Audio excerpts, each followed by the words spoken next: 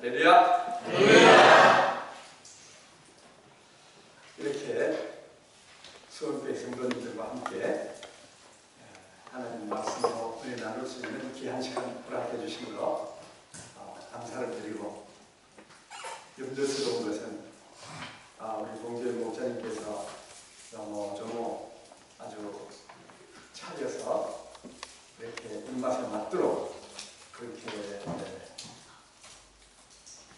접대를 했을 텐데도 제가 이렇게 와가지고 차리지 않는 거친 밥에 나물만 찬으로 이렇게 접대하더라도 잘 드시고 또 소화가 돼서 좋은 그러한 건강의 보탬이 됐으면 좋겠다 하는 그러한 염려가 듭니다. 오늘 이 저녁에 함께 은혜 나눌 제목의 말씀은 성벽의 중순입니다. 먼저 성경 구절 느헤미야 1장 기록을 보시겠습니다. 느헤미야 1장 3절 기록 보겠습니다. 1장 3절.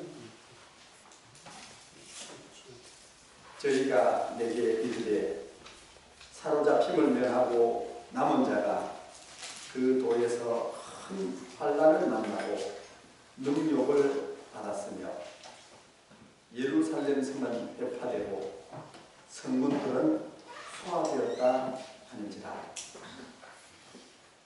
자, 여기서 성벽이 무너지면은 성이 회파되고 성문은 불타고 이렇게 큰 능욕을 받게 되는 모습을 우리가 볼 수가 있습니다.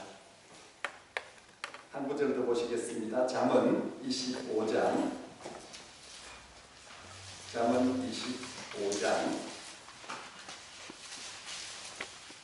28절 기록을 보시겠습니다.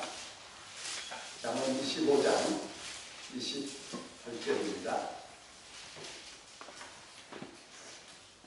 자기의 마음을 제어하지 아니하는 자는 성읍이 무너지고 성벽이 없는 것 같으니라.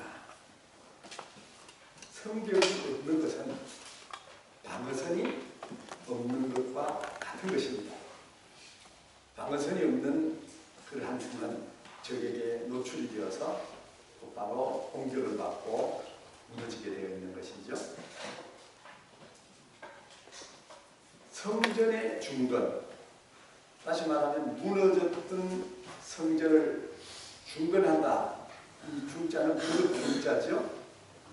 중수, 중건, 다시 세운다, 다시 쌓는다, 이런 의미죠. 무너졌던 성전을 다시 쌓는 것은 참교회 신앙의 예표, 참교회 부흥의 이 예표가 되는 것입니다. 그러면 성벽을 다시 쌓는 것, 이것은 우리 성도들의 영적 생활의 그 건립, 우리 영적 생활을 더욱더 튼튼하게 세우는 이것에 대한 바로 예표가 됩니다. 신앙은 성경에 부합을 해야 됩니다. 그리고 우리의 생활은 경건에 합당한 그러한 생활을 해야 하는 것이 우리 성도의 삶인 것입니다. 그런데 우리의 삶 가운데서 성벽이 없는 그러한 생활, 이것은 마귀가 항상 넘나들면서 우리의 신앙을 무너뜨리겠죠. 하나님의 성전이 중건이 되었다고 한다면 이 성전, 우리 몸이 또 성전이지 않습니까? 이 성전을 지키는 것은 바로 성벽을 중수해서 건전한 그한 신앙의 생활을 통해서 마귀의 침략을 막고 우리의 신앙이 올바른 길로 가야 된다 하는 것을 우리가 예표한다, 이렇게 보시면 되겠습니다.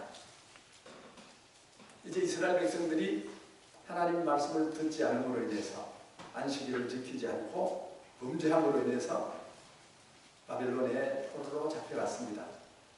거기서 70년 동안 얼마나 많은 그러한 고난을 당했습니까?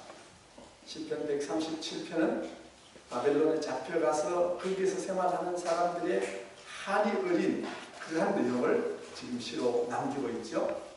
거기 기록을 보면은 자기들이 그 이 악기를 갖다가 나무에 걸었다 지금 이렇게 말하고 있습니다.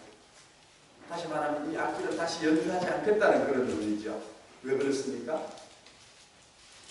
사로잡혀간 그 나라의 사람들이 사로잡힘을 당한 사람들에게 너의 나라 그 찬양을 노래를 지금 불러라. 그래서 우리를 즐겁게 해라.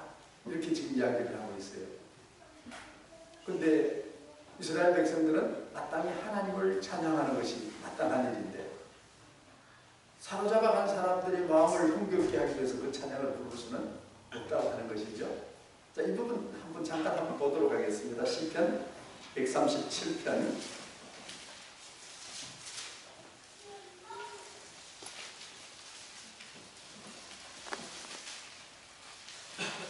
137편 1절로부터 보겠습니다.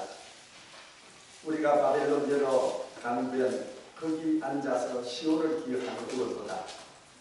그 중에 버드나무에 우리가 우리의 수금을 걸었나니 이는 우리를 사로잡은 자가 거기서 우리에게 노래를 청하며 우리를 황폐케 한 자가 기쁨을 청하고 자기들을 위해서 시온의 노래 중 하나를 노래하라 함이로다. 우리가 이방에 있어서 어찌 여호와의 노래를 부르고 예루살렘아 내가 너를 잊을진대 내 오른손이 그 재주를 잊을지로다. 내가 예루살렘을 기억지 아니하거나 내가 너를 나의 제일 즐거워하는 것보다 지나치게 아니할진대 내 혀가 입천장에 붙을지로다. 여호와여 예루살렘이 해봤던 날을 기억하시고 에돔의 자손을 치소서. 저희 말이 회파하라 회파하라 그 기초까지 회파하라 하였나이다. 여자 같은 멸망할 바벨로나 내가 우리에게 행한 대로 내게 갚는 자가 유복하리로다. 내 어린 것들을 반석에 맺히는 자는 유복하리로다. 자, 이들이 지금 잡혀가고 얼마나 서름을 당해요? 하나님을 찬양한 찬양 그 노래를 가지고 자기들을 기쁘게 하라는 거예요. 그래서 네가 지금 노래 안 하겠다고 버드나무에 지금 악기를 걸은 것이죠. 그리고 그들은 지금 자기의 고국 이 예루살렘으로 돌아가는 것에 대한 아주 철저한 그러한 마음의 가짐을 여기서 우리가 살펴볼 수가 있죠. 그래서 예루살렘을 잊어버리면 오른손이 기능을 잊어버린다. 여러분 오른손을 못 쓰게 되면 얼마나 불편할까요? 그 예루살렘을 잊어버리거나 그것보다 더 다른 것을 좋아할진데 혀가 입천장에 붙어버리라 그랬습니다. 혀가 입천장에 붙으면 어떻게 되겠습니까? 잊을 수 있다는 소리입니까? 없다는 소리입니까? 잊을 수 없다는 이야기입니다. 그리고 지금 자기네들은 지금 힘이 없지만은 지금 자기들이 원수에 대한 지금 보복을 하는 사람, 여자 같은 멸망할 바벨로나 네가 우리에게 행한 대로 내게 갚는 자는 유복하리로다. 누구든지 이 바벨론을 그렇게 자기들이 당한 것처럼 그렇게 철저하게 짓밟아주면 그 사람이 복이 있다는 것입니다. 자, 마지막 절에 보면은 네 어린 것들을 반석에 맺히는 자는, 자, 어린 것들을 반석에 맺히면 어떻게 되겠어요? 그런 사람들이 복이 있다고 지금 힘이 없으면서 당하는 그러한 슬픔을 지금 노래하고 있죠. 이렇게 생각을 하다가 이제 때가 되어서 포로 생활에서 예루살렘으로 귀환을 하지 않습니까? 와서 성전을 짓고 지금 이제 이 성벽을 중수를 합니다. 이것은 다시 그러한 침략을 받지 않겠다고 하는 그러한 철저한 결의겠죠. 그리고 그들은 이 물질적인 그러한 성벽 건축뿐만 아니라 이 느헤미야서 13장에 보면은 아주 개혁을 단행을 하죠. 물질적인 그러한 생활, 성벽을 건축하는 것뿐만 아니라 영적인 생활상의 부흥, 영적인 성벽을 건축하기에 그들은 아주 열심히 해서 볼 수가 있습니다. 느헤미야 13장 보겠습니다. 느헤미야 13장, 이것은 느헤미야의 그 개혁에 대한 내용을 기록하고 있죠. 일단 10절부터 보도록 하겠습니다. 내가 또 알아본즉 레위 사람들은 받을 것을 주지 아니하였으므로 그 직무를 행하는 레위 사람들과 노래하는 자들이 각각 그 전리로 도망하였기로 내가 모든 민장을 꾸짖어 이르기를 하나님의 전에 어찌하여 버림받았느냐고 곧 레위 사람을 불러 모아 다시 그 처소에 세웠더니 이에 온 유다가 곡식과 새 포도주와 기름의 11조를 가져다가 곳간에 드림으로 내가 제사장 셀레미야와 서기관 사독과 레위 사람 부다야로 고지기를 삼고 마띠아의 손자 사쿠르 아들 하나도로 거금을 삼았으니 이는 저희가 충직한 자로 인정됩니다. 그 직분은 형제들에게 분배하는 일이었느니라. 자, 여기 지금 왜냐하면 하나님의 일에 성전의 일을 할 사람들이 그 먹을 것을 주지 않으니까 다 전리로 그냥 호구지책으로 도망을 가버렸지 않습니까? 그래서 그러한 사람들을 다시 불러들였어요. 민장들을 꾸짖고 그런 사람들을 불러들여서 이제 11조를 드리게 하는 이런 역사가 일어나고 이 하나님의 성전에서의 지금 하나님을 섬기는 이러한 예배 역사가 다시 부흥되도록 이렇게 하고 있는 것을 볼 수 있죠. 그리고 16절 이하의 기록을 보면은 또 도로 사람이 예루살렘에 거하며 물고기와 각양 물건을 가져다가 안식일에 유다 자손에게 예루살렘에서 팔기로 내가 유다 모든 귀인을 꾸짖어 이르기를 너희가 어찌하여 악을 행하여 안식일을 범하느냐. 그래서 지금 안식일에 대한 철저한 그런 계획을 또 단행을 합니다. 그래서 안식일이 시작될 그 무렵부터 성문을 닫고 안식일이 끝나기까지는 성문을 열어주지 않는 이러한 그 철저한 안식일 준수의 이러한 그 생활을 이렇게 가지도록 이렇게 하고 있는 것을 볼 수 있습니다. 그리고 23절 이하의 25절 이 기록을 보면은 그때 내가 본즉 유다 사람이 아스돗과 암몬과 모압 여인을 취하여 아내를 삼았는데 그 자녀가 아스돗 방언은 절반쯤 하여도 유다 방언은 못하니 그 하는 말이 각 족속의 방언이므로 내가 책망하고 저주하며. 자, 이게 지금 이방 혼인을 해가지고 지금 이러한 사람들이 유다 말을 못하는 거예요. 그래서 그것을 꾸짖고 이방 혼인을 하지 못하도록 이렇게 철저한 계획을 한 것을 우리가 여기서 볼 수가 있습니다. 그래서 신앙적인 영적인 그러한 부분의 개혁을 통해서 신앙적인 성벽을 쌓아가는 느헤미야의 이러한 수고로움을 우리가 여기서 발견하게 됩니다. 여러분, 우리가 여행을 하다가 보면 곳곳에 성벽들이 이렇게 쌓인 것을 볼 수 있죠. 특히 지금 우리는 삼국시대 이후로 이 성곽들이 참 많아요. 어느 지역에 가도 무슨 성이 있었던 흔적들을 우리가 다 볼 수가 있습니다. 자, 성이 있었던 흔적들을 우리가 외침을 많이 당했다는 그런 그 의미도 되지만은 그러나 성곽을 쌓고 내실을 튼튼하게 다지게 될 때 그 당시에 밖으로 뻗어갈 수 있는 그러한 힘, 이 역량이 길러질 수 있는 것입니다. 그래서 미가서 7장 11절 기록을 보시겠습니다.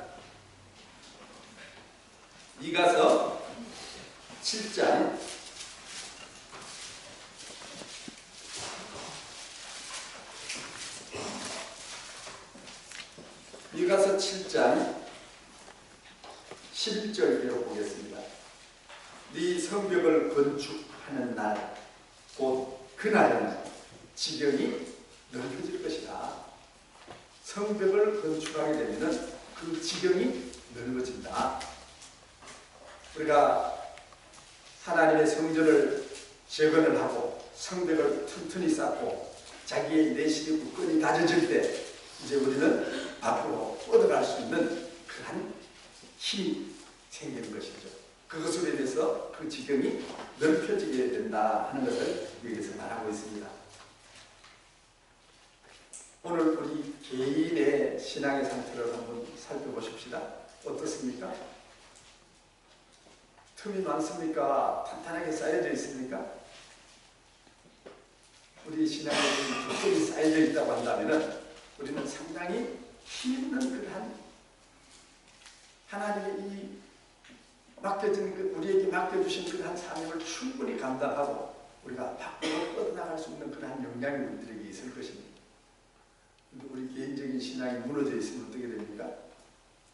자기 신앙도 지키기 어려워요. 여러분 교회 오시면은 칭찬 듣고 박수 받고 싶으십니까?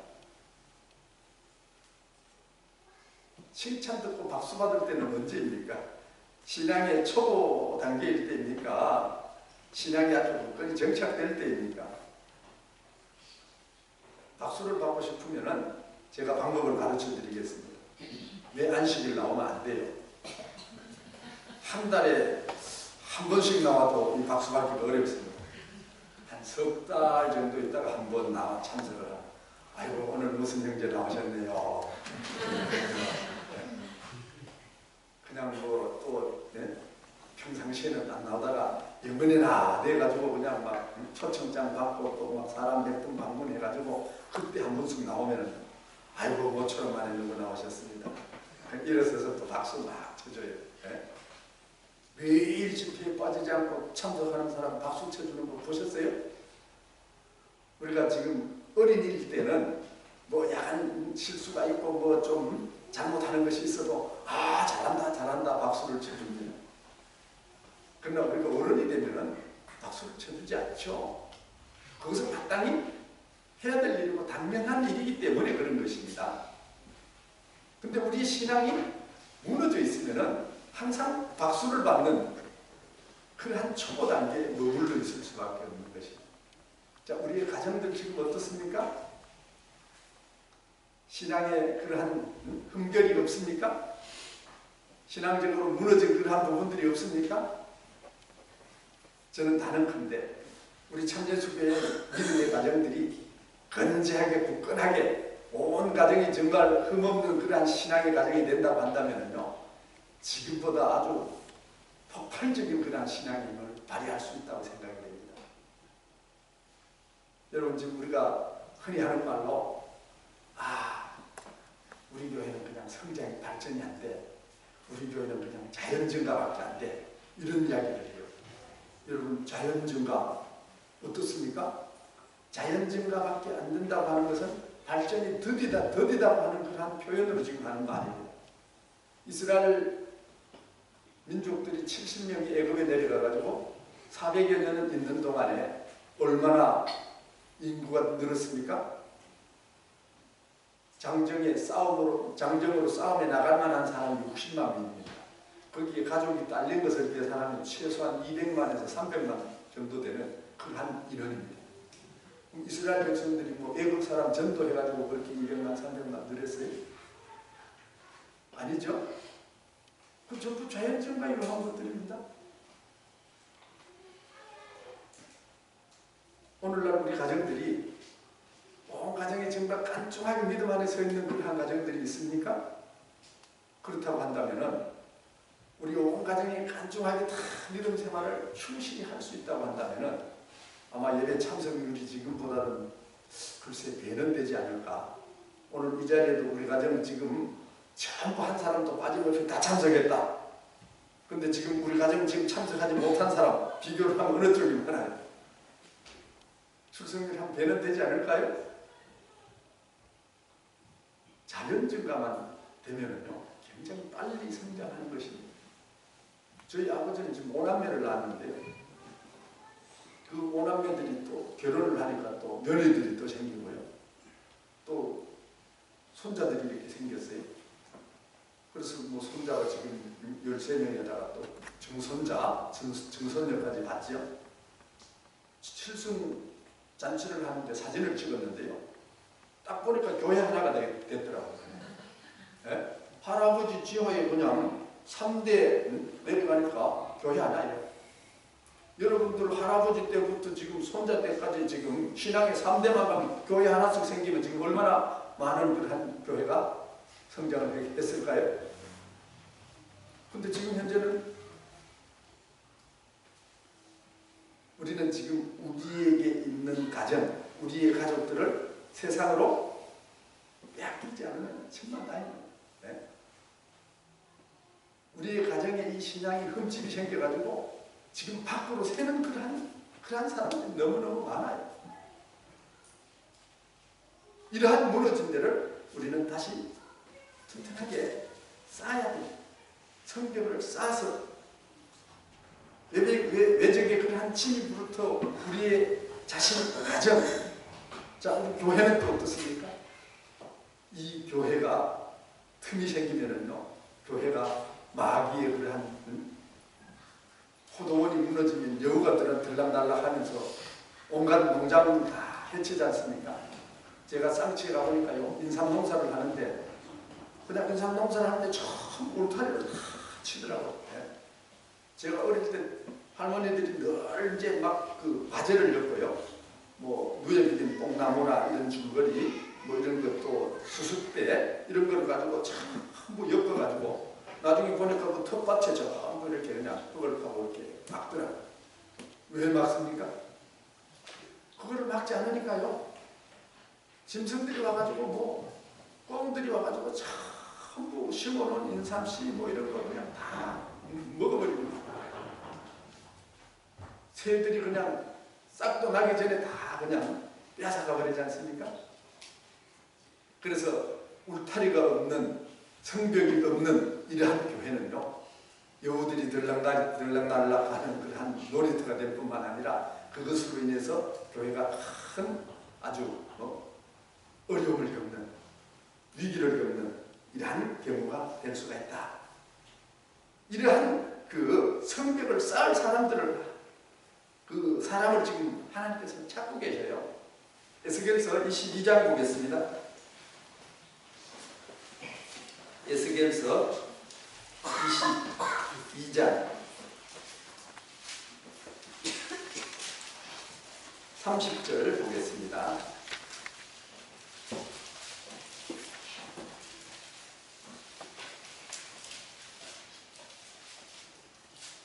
이 땅을 위하여 성을 쌓으며 성 무너진 데를 막아서 나로 멸하지 못하게 할 사람을 내가 그 가운데서 찾다가 얻지 못한 거로.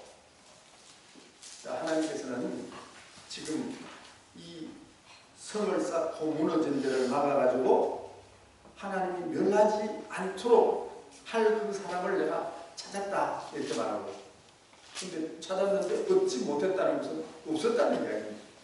그러니까 생각이 무너지고 해파됩니다.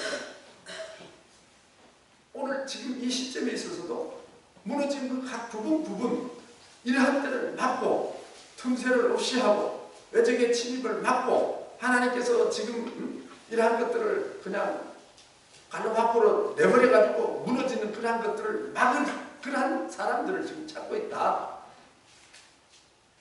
오늘 우리는 이러한 성벽을 쌓아서 하나님 뜻에 부합한 그러한 사람, 그러한 신앙의 역할을 오늘 우리는 감당을 하고 있는가 한번 생각을 해봐야 되겠습니다.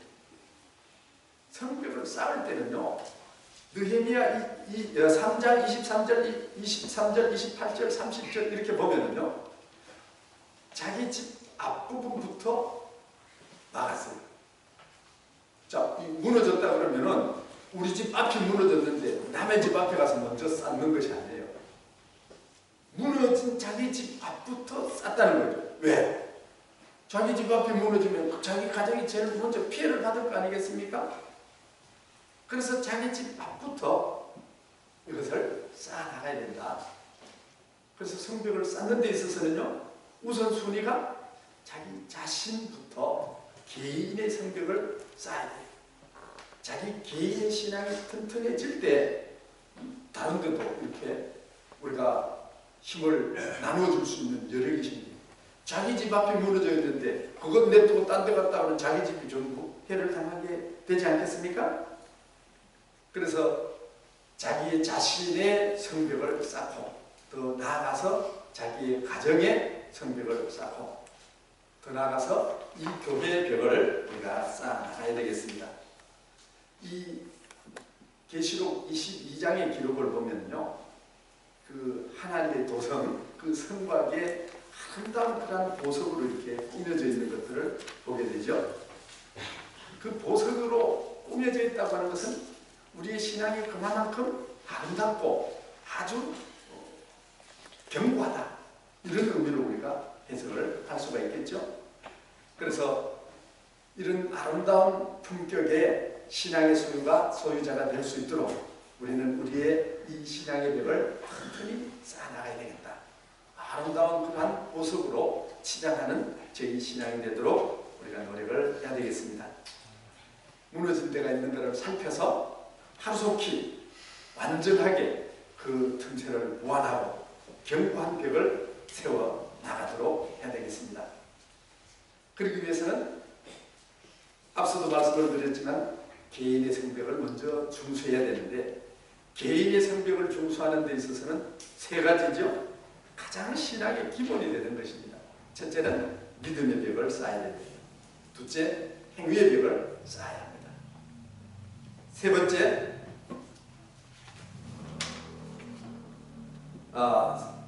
세 번째, 는 기도의 벽, 행위의 벽, 믿음의 벽, 이 세 가지죠.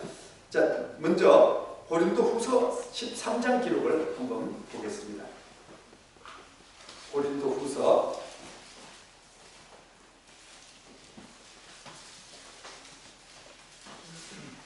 13장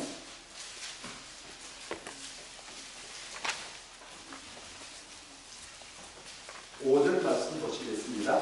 고린도후서 13장 5절 같이 봉독하겠습니다. 너희가 믿음에 있는가 너희 자신을 시험하고 너희 자신을 확증하라. 예수 그리스도께서 너희 안에 계신 줄을 너희가 스스로 알지 못하느냐. 그렇지 않으면 너희가 어려운 자니라. 자, 여기 지금 너희가 믿음에 있는가 뭐 해보라. 자기 자신을 시험해보라. 자, 우리 믿음이 있는지 없는지는 누가 가장 잘 압니까? 예? 우리가 흔히 뭐 교회 열심히 다니면서 저 사람은 참 믿음이 아주 돈독하다. 근데 뭐 사람들의 평가가 맞을 수도 있는데 그 평가가 틀릴 수도 있죠. 자기 자신이 자기 믿음을 가장 잘 아는 것입니다. 물론 뭐 하나님은 알고 계시겠지만은 오늘 우리들은 우리 믿음이 어떠한 형편에 있는가 이것을 살펴야 됩니다. 그래서 자기 믿음을 확증하라고 지금 말씀을 하고 있습니다. 믿음이라는 것은 무엇입니까? 믿음은 바라는 것들의 실상이요 보지 못하는 것들의 증거라고 했습니다. 과학은 뭡니까? 과학은 증명 가능한 데까지가 과학이에요. 그죠? 믿음은요? 증명이 됩니까? 안 됩니까? 우리가 뭐 실험이나 이런 것들로 증명할 수는 없습니다. 그러나 무조건 믿어야 됩니다. 지금 내가 바라고 있는 것들이 그 사실을 믿어야 돼요. 하늘나라가 있다고 믿습니까? 하늘나라가 있다고 믿는 사람은 믿음으로 시작해서 믿음으로 진행합니다. 결과적으로는 하늘나라에 이르게 되죠. 근데 하늘나라가 없어. 이런 사람은 시작도 안 할 거예요. 뭐 그 하늘나라 가는 길에 자기들의 수고와 노력을 들이겠습니까? 결론적으로는 하늘나라에 가지 못하는 것입니다. 여러분 지금 믿는다고 하는 이 믿음이 하나님을 기쁘시게 하는 것이죠. 믿음이 없이는 하나님을 기쁘시게 못하나니 하나님께 나아가는 자는 그가 계신 것과 자기를 찾는 자들에게 상 주시는 자이심을 믿어야 할지니라. 믿어야 돼요. 참 막연하다 이렇게 생각할 수가 있죠. 근데 성경 첫 장을 우리가 펼치면은 어떤 얘기가 있습니까? 창세기 1장 1절에 어떤 얘기가 있죠? 태초에 하나님이 천지를 창조하십니다. 믿어집니까? 우리 눈으로 보는 모든 천지 만물들이 하나님께서 지었다 이 사실을 믿어줘요? 뭐 지은 거 보셨습니까? 창세기 1장에는 그냥 첫째 날 뭐가 있으라 하면 있고 있으라 하니까 있고 있으라 하니까 있었어요. 야, 참 이거 믿음으로 받아들이기가 이게 쉽지 않아요. 1장 1절 안 믿어지면은 그 다음 한 걸음도 다 들어갈 수가 없는 거예요. 여러분, 성경은 그냥 믿을 만한 것이다, 성경은 진리다, 우리가 이러지만은 믿음 없는 생각으로 보면은 성경에는 믿지 못할 사실들이 너무너무 많습니다. 아니 40일 동안 막 계속해서 비가 따라 부어가지고 그냥 온 천지 산이 그냥 전부 물에 다 잠겼다? 방주를 맹그는데 8 식구 되면 다 죽고 그냥, 여러분 이거 믿어져요? 그거 봤습니까? 아니 처녀가 아기를 낳았대요. 믿어집니까? 썩어서 냄새가 나는 나사로를 예수님께서 나오라 하니까 그냥 배로 동인처럼 그냥 쫓아나왔어요. 믿을 수 있어요? 제가 이게 너무 심각한 것을 말씀드렸나요? 근데 이걸 어떻게 해야 돼요? 다른 방법이 없어. 하나님의 능력이 그한 분이다. 하나님께서 하시면 모든 것을 하실 수 있다. 무조건 믿어야 되는 거예요. 우리 생각으로, 우리 지식으로 이해가 안 된다고 해서 그것을 우리가 믿지 못한다고 한다면 이거는 불신이죠. 성경은 믿음으로 출발해야 지금 첫걸음을 내디딜 수 있는 것이고, 믿음으로 진행해야 하나님이 그러한 우리에게 역사하는 그러한 체험들도 우리가 받을 수 있는 거예요. 믿음의 결과적으로 우리가 구원을 받고 하늘나라에 이룬다고 하는 이 사실을 믿어야 거기까지 이룰 수 있는 것입니다. 아브라함의 믿음은 어떻습니까? 그는 믿음의 조상이라고 이야기를 합니다.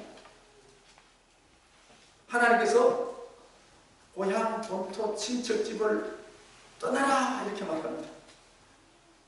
내가 너에게 축복을 해줄 테니까 고향, 본토, 친척집 떠나래요. 여러분, 이 세상에서는 가장 출세하고 그냥 마지막 그 종결판이 뭡니까? 금이, 판, 향이에요. 아무리 성공했더라도 고향에 돌아가야 이게 출세, 성공의 종결편이 되는 것입니다. 우리가 짐승도 죽으면은 자기 그 집이 있는 곳으로 머리를 두고 죽는다 그러잖아요. 여러분, 고향 가는 그 기생객렬들을 한번 보셨습니까? 직접 참여를 해보셨어요? 저는 고향까지 갈 때 24시간 걸려서 안동까지 간 적이 있어요. 근데 그때만 해도 운전할 수 있는 사람이 제 동생 한 사람밖에 없어요. 얼마나 막히고 이게 그냥 도로가 그냥 주차장이에요. 그럼 올해 24시간 걸렸으니까 내년에는 그럼 안 가느냐? 안 가요? 그곳을 하고도 또 가잖아요. 왜? 고향이 뭔지는 몰라요. 거기에 부모님이 있고 조상들이 대대로 터잡아 살던 곳이, 그래서 거기를 지금 가는 겁니다. 그런데 지금 그 고향, 담삼아, 우삼아 친척들이 조상 대대로 거기에 살던 그곳을 지금 하나님은 떠나라고 말하고 있습니다. 거기가 지금 살기가 뭐 어려워서 지금 떠나라고 합니까? 갈대아 우르 지역이라고 하는 것은 지금 그 유브라데 강 그 하류 쪽에 위치해요. 강 하류 쪽에는 뭐가 형성됩니까? 평야가 형성되죠. 농산물이 아주 풍부합니다. 전에는 이 우르 지역까지 지금 바다가 연결되어 있었다. 이제 퇴적층에서 점점 밀켜서 지금 이것이 내륙화됐지만은 전에는 그 지금 바다가 거기까지 갔을 것이라고 짐작을 합니다. 바다에서 지금 오는 각종의 해산물이며 물동량 이런 것들이 아주 그냥 드나들면은 이 육지에 그 농산물이 풍부하고 바다에 있는 그러한 것들이나 무역이나 이런 것들이 풍부하고 거기가 뭐예요? 지금으로 치면은 사람이 살기가 최고 좋은 데 아니에요? 경제가 번성하고 먹을 것이 풍부하고. 근데 여기를 지금 떠나라고 하고 있습니다. 축복을 해줄 테니까 이거 떠나라. 자, 하나님께서 떠나라고 하는 것은 뭐 현찰을 지금 손에 쥐어준 것입니까? 여러분들이 수원 사는데 여러분들 지금 이 수원 다 지금 짐 챙겨가지고 강남으로 가시오. 뭐 강남에 가면은 하다못해 타워 팰리스 한 채가 아니라 그냥 한 동 정도 주고, 타나펠리스 아셔요? 여기 평당 5천만 원 이상 가는 데입니다. 한 집에 자동차 이제 세울 수 있는 것을 6대 세울 수 있는 주차 공간을 줘도 적다고 투정하는 데가 타워팰리스입니다. 근데 뭐 이런 거 그냥 한 칸 아니라 한 동 전체를 주고 외제차를 싣고 수대로 한 채 주고 그냥 등기된 걸 딱 주고 그냥 가라 하면은 아이고 못 이기는 척하고 그냥 뭐 수원 정도에 떠날 수 있겠죠. 그렇잖아요. 우리 현찰이 손이 쥐어졌으니까. 근데 아브라함한테 가라고 하는 것은 지금 어디인지도 몰라. 내가 네게 지시할 땅으로 가라는데 거기가 어딘지도 몰라요. 갈 바를 알지 못하고 떠났다. 지금 여기에 있는 모든 친척들이나 살아오던 이러한 그 인연, 이 세상의 모든 지금 누리고 있던 기득권 이걸 전 포기하지 않으면 떠날 수가 없는 겁니다. 그걸 포기하고 지금 떠나라고 하고 있는 거예요. 근데 아브라함은 떠났다는 거지 않습니까? 77살에 불렀는데 하나님께서 그냥 네 자식을 하늘의 별처럼 많게 해주겠다 그랬는데 10년이 돼도 안 줘요. 그래서 그냥 내 종 엘리에셀이 내 상속자가 되겠습니다 하니까 하나님이 아브라함을 데리고 가고 밖에 가서 자 하늘의 별을 봐라. 네 자손을 이와 같이 많게 해주겠다. 근데 10년이 지났어요. 여러분 10년 동안 아무런 약속이 이루어지는 그러한 기미가 보이지 않을 때 여러분 뭐라고 말합니까? 하나님 아직도 기다리라고요? 10년이나 지났습니다. 이럴 사람 없습니까? 그런데 아브라함은 그것을 믿었다 그랬어요. 자식이 그렇게 많게 해주겠다고 하는 하나님 말씀을 믿었으므로 그것을 그의 의로 여겼다 이렇게 지금 말하고 있습니다. 그리고 가서 25년 만에 겨우 100살이 되어가지고 독자 이삭을 줬습니다. 근데 이삭을 어떻게 하라고 그러죠? 어느 날 지금 장성해가지고 자기 장작을 짊어질 만한 그런 나이가 됐는데 그러려면 지금 아무리 못해도 뭐 지금 17, 8살은 돼야 되지 않겠습니까? 그러니까 모리아산에 갔다 지금 번제로 드리라는 겁니다. 야, 참 이거 여러분 그런 상황이 우리가 지금 겪는다고 한다면 여러분 어떻게 하겠어요? 아브라함은 이튿날 아침 일찍 지금 나귀의 안장을 지우고 지금 이 이삭을 데리고 모리아산 산일길을 거쳐서 모리아산에 가서 정말로 이 이삭을 잡으려고 하지 않습니까? 근데 여기는 큰 모순이 있죠. 이삭을 통해서 나는 자라야 너의 씨라를 걸음 받는다고 했는데 이 이삭이 장가도 안 가가지고 아직 자식도 없는데 이 이삭을 지금 번제로 드리라는 것은 잡아서 지금 하나님 앞에 제사 드리는 거예요. 그러면 어떻게 지금 대가 끊어지는데 어떻게 이 이삭을 통해서 하늘의 별 같은 그런 자손이 생길 수가 있겠습니까? 그런다면 우리 마땅히 하나님 전에 이삭을 통해서 하늘의 별 같은 자녀를 주신다고 했지 않습니까? 그럼 지금 이삭을 잡으라고요? 그럼 이삭을 잡으면 어떻게 지금 이삭을 통해서 자녀가 날 수 있습니까? 세상에 이런 모순이 어디 있습니까? 여러분 그 모순이라고 하는 것은 사람의 관점에서 볼 때 모순이 되는 것은 당연한 일이에요. 근데 하나님의 능력으로 보면은 하나님께서는 죽은 자 가운데서 살려주실 것이라고 하는 부활의 신앙을 아브라함은 그때 갖고 있었다는 이야기입니다. 그래서 그 이삭을 진짜 잡으려고 한 거예요. 앞에 한 말도 하나님의 약속, 뒤에 바치라고 하는 것도 하나님의 말씀입니다. 그런데 하나님의 말씀을 지키면은 우리의 생각으로는 모순되지만은 그러나 하나님께서는 사람이 모순된 그러한 점을 하나님은 능히 극복하고 나무를 수 있는 능력이 있는 하나님 된 것을 그는 믿었다고 하는 그러한 사실입니다. 이것이 아브라함의 믿음입니다. 여러분 지금 다윗은 아버지 신부름 갔다가 전쟁터에 갔죠. 형들한테 뭐 갖다 주라고 그래서 갔다가 아니 막 거한 골리앗이 키가 얼마나 되는지 아세요? 3m 얼마니까 골리앗이 서면 이 천장이 될 겁니다. 지금 보통 이 한층 높이가 3m잖아요. 3m가 넘으니까 골리앗이 서면 지금 천장 높이만큼 그런 보통 사람 한 배는 되는 그런 키지 않습니까? 그럼 키가 그렇게 크면 덩치는 얼마나 크겠어요? 그럼 덩치가 큰 놈이 소리를 지르니까 산이 울렸겠지 않습니까? 사월에 속한 이스라엘의 명사들이 겁먹고 한 걸음도 지금 나가지는 못하는 그러한 상태에서 다윗이 보니까 아니 이 할례받지도 않는 지금 이 이방인 이 골리앗이 저렇게 하나님의 군대를 저주하고 앉았는데 이거를 왜 그냥 놓느냐는 거예요. 자기가 나가겠다네. 참 생각은 가상한데 사울이 자기가 튼 쓰고 갑옷을 딱 줬더니만 이게 맞아요 안 맞아요? 이게 잘 안 맞아. 필필 돌아가고 하도 이게 덩치가 적으니까 이런 거 다 치우고 자기가 양칠 때 가져갔던 물맷돌 5개 하고 그냥 지팡이 들고 나가는 거예요. 근데 뭐 무기로 무장을 해서 나가서 싸워서 이깁니까? 다윗이 나가는 다윗의 그 배경은 뭡니까? 내가 양을 칠 때 사나운 그러한 진성들을 싸워서 이겼는데 이거 하나님께서 다 도와줬다는 겁니다. 근데 하나님을 군대를 욕하는 이 골리앗도 내가 나면 반드시 하나님께서 이기게 해준다는 그런 믿음으로 나간 거예요.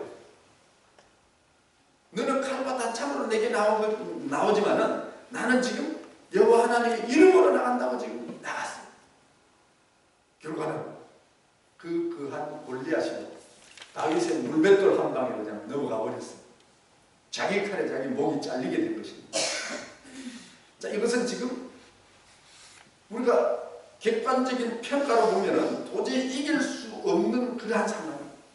다윗이 이길 수 있었던 것은 배후의 역사는 하나님께서 함께 한다고 하는 그 믿음 때문에 이길 수가 있었다 하는 것입니다. 믿음이라는 것은 우리의 생명도 초월하는 것입니다. 사드락 메삭 아벳느고는 우상에게 절하지 않음으로 인해서 왕에게 붙들려가서 지금 풀무불 가운데 들어가게 됐습니다. 근데 참 우리가 그렇게 누구든지 우상에게 절하지 않는 풀무불 가운데 집어넣는다 이런 법령이 내렸는데 우리가 절하지 않는다고 하는 것도 굉장한 용기입니다. 근데 잡혀왔어요. 왕이 뭐라고 말합니까? 너희들이 진직을 하였느냐? 이후에라도 악기 소리가 나면 절하면 좋거니와 절하지 않으면 내가 이 풀무불한테 집어넣겠다는 거예요. 그럼 뭡니까? 지금까지 안 했는 걸 봐주겠다는 이야기입니다. 그냥 어겼으면 풀무불 가운데 집어넣으면 되는데 지금 한번 봐줄 테니까 앞으로 절해라 이거예요. 이거는 지금 죽음의 그 직전에서 정말 생사가 달린 대답 한마디에 생사가 달린 그러한 상황이잖아요.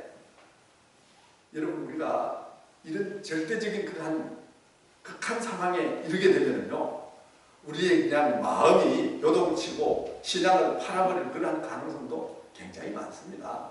뭐 우리가 막 이불 덮고 싶은 하루 저녁에 호랑이 몇 마리 잡아요? 10마리고 20마리고 잡아요. 근데 산에 가서 호랑이를 진짜 만나면은 호랑이 이게 자죽도 못해요. 오금이 저래가지고 움직이지도 못하는 것이 이게 사람의 심리지 않습니까? 제가 몇 시까지 하면 되죠? 마칠 시간이죠? 이 이야기 시작도 안 했는데 마치도록 하니.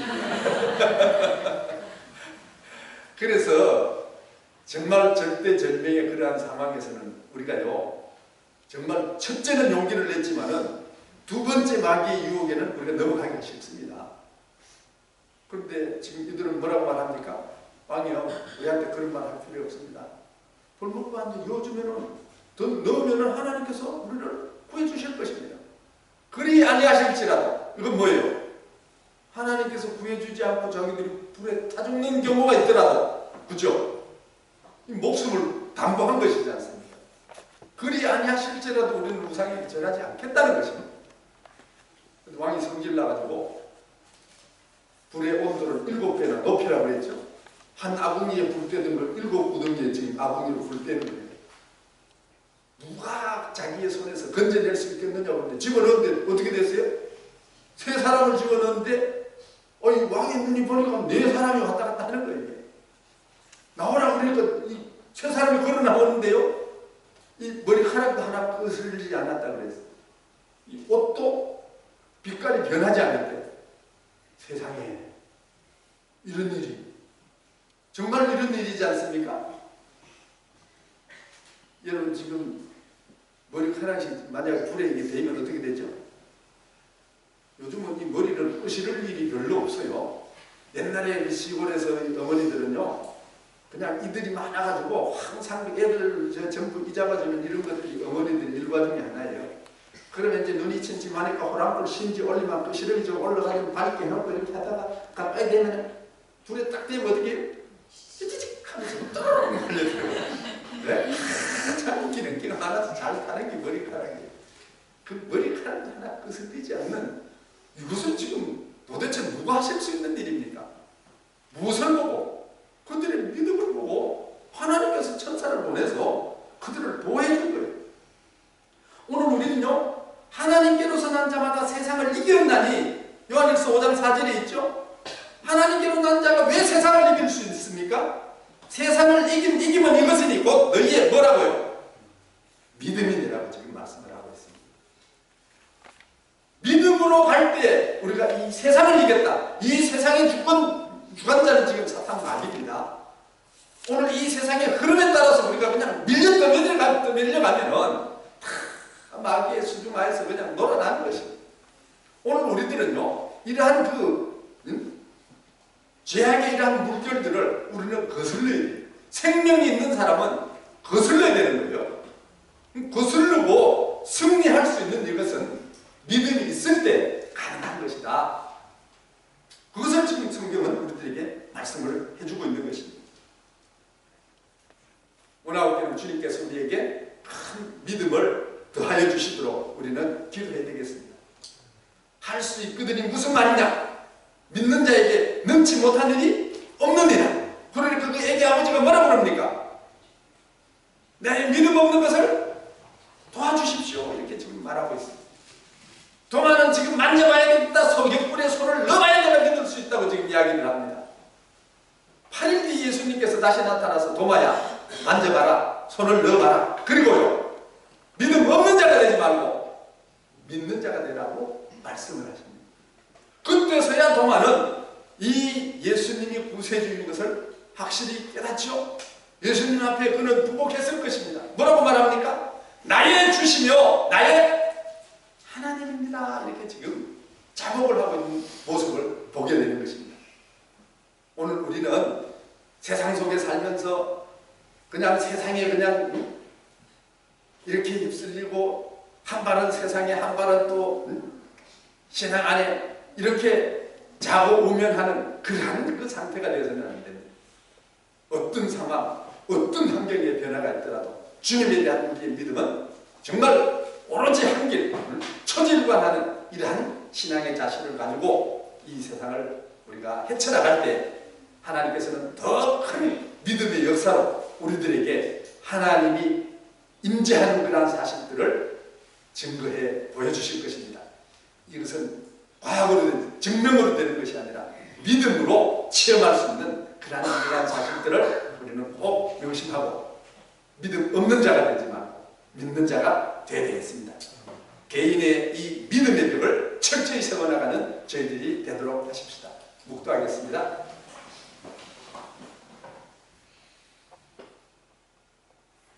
할렐루야.